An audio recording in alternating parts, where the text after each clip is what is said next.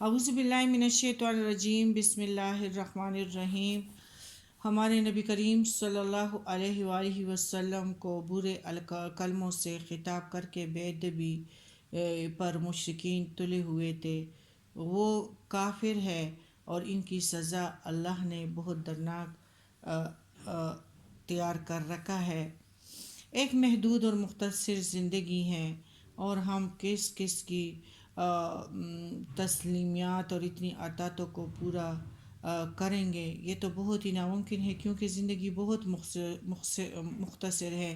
ہم پر کثرت قائدین کا خوفناک تسلط ہے اور شدید دباؤ ہے، اور اسی وجہ سے ہم اعصابی اس میں بیماریوں میں بھی ہو گئے ہیں، مجبوریوں کی حصار میں جکڑے ہوئے ہیں۔ انسان پر عطاعتوں کی جو اتنا زور ہو، انسان جائے تو پھر کہاں جائے؟ اللہ کے احکامات لینا چاہیے۔ اللہ کے احکام تو بس اللہ کے احکام ہیں۔ ارشاد باری تعالیٰ ہے، ایک زندگی کے لیے بس کافی ہے اوامر نواہی کا سلسلہ ہے، روز و شب سے زیادہ ہے، اور زندگی جو ہے وہ گردش روزگار کی چکی میں ہے۔ آج کے دور میں ایک انسان بے شمار طاقتوں کے سامنے جواب دہ بھی ہے، اور ساتھ ساتھ عجیب فرقوں میں بھی جھگڑا ہوا ہے۔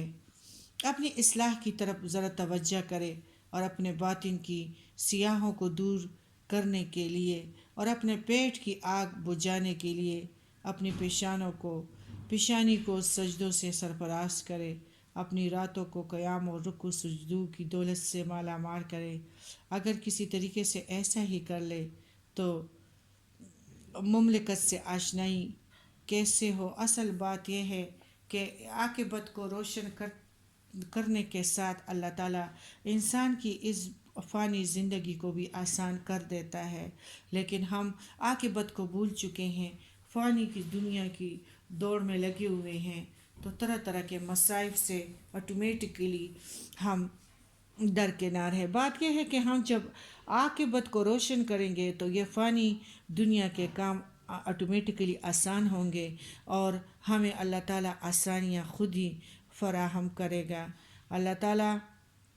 اللہ والے اکثر مخلوق سے ایسے بے نیاز ہو جاتے ہیں جیسے خدا نہ کرے وہ مخلوق کے خالق ہوں۔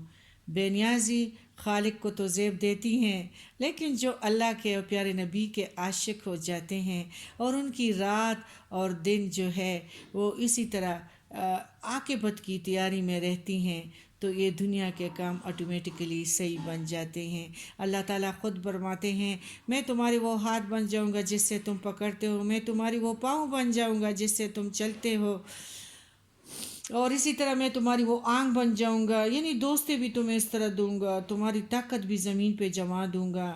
تو سربراہ بے نیاز ہو جائے تو انہیں غافل سربراہ کہا جاتا ہے۔ غافل سلطان رعایا پر ایک آزمائش کی گھڑی ہوتی ہے۔ اصل بات یہ ہے کہ ہمارے نبی کریم صلی اللہ علیہ وآلہ وسلم اور پھر ان کے بعد جو ہمارے مسلمان تھے، وہ صرف اللہ کی رضا کے لیے زندگی گزارتے تھے، اور ان کی زندگی جو تھی وہ ضرور آسان ضرور تھی۔ اس طرح مخلوق کو راضی کرنا اور شے ہے، اور خدا کو راضی کرنا الگ بات ہے۔ دونوں بیک وقت راضی رکھنا بہت مشکل ہے۔ جب تک حالات یکساں نہ ہوں تسلیم یکساں نہیں ہو سکتی، تسلیم یکساں نہ ہو تو سلوک کیسا یکساں ہوگا؟ سلوک یکساں نہ ہو تو سب کا راضی ہونا ناممکن ہے۔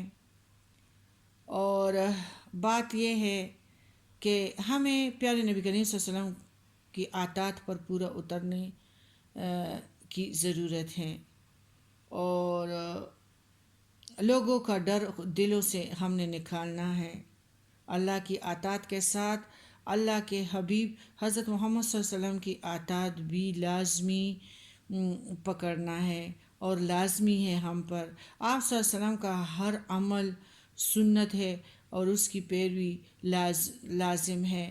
ہم آپ صلی اللہ علیہ وسلم کے اقوال احادیث کو یاد کر کے اطاعت کا فرض ادا کرتے ہیں، اور آپ صلی اللہ علیہ وسلم کا عمل، اگر ہم آپ صلی اللہ علیہ وسلم کے اعمال کی اطاعت کریں تو کوئی انسان پیوند والے لباس سے زیادہ بہتر لباس زیب تن نہ کرے۔ آپ صلی اللہ علیہ وسلم سلطان سلاطین ہیں۔